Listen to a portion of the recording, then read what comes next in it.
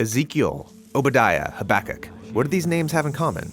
Well, they're 3 of the 15 prophets that have their own books in the Bible. And if you've tried to read these books, odds are you got lost in their dense poetry and strange imagery. But these books are super important for understanding the overall biblical story. So let's talk about how to read the prophets. When I hear the word prophet, I think of a fortune teller, someone who predicts the future. That's what being a prophet means in many cultures, but not in the Bible. While the biblical prophets sometimes speak about the future, they're way more than fortune tellers. How should I think about them? Well, they were Israelites who had a radical encounter with God's presence, and then were commissioned to go and speak on God's behalf. Like a representative.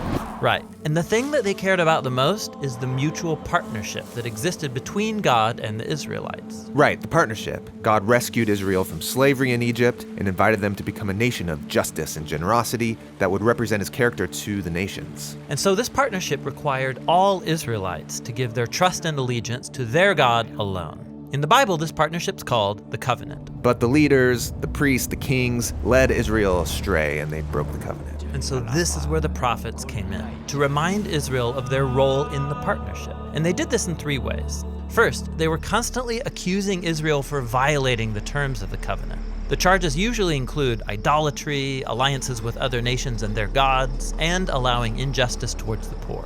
So like covenant lawyers. Right. And so second, the prophets called the Israelites to repent, which means simply to turn around. They spoke of God's mercy to forgive them if they would just confess and change their ways. But Israel and its leaders didn't change. Things went from bad to worse. And so that brings us to the third way the prophets emphasized the covenant. They announced the consequences for breaking it, which they called the day of the Lord.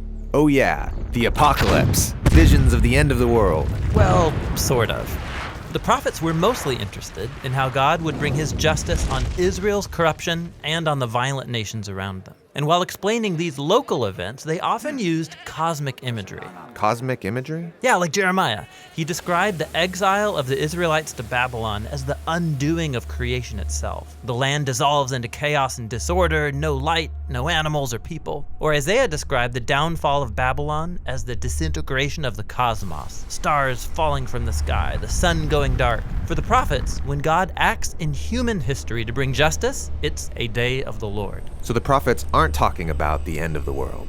Well, hold on. They're doing many things at once. The cosmic imagery shows how these important events of their day fit into the bigger story of God's mission to bring down every corrupt and violent nation once and for all. The prophets cared about the present and the future, and the cosmic imagery allowed them to talk about both at the same time.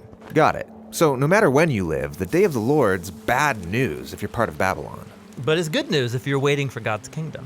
The day of the Lord pointed to the return of the exiles to Jerusalem. And once again, the prophets use cosmic poetry to describe it. They see a new Jerusalem, like a new Garden of Eden, with all humanity living at peace with each other and with the animals. And there's a new Messianic king who restores God's kingdom in a renewed creation.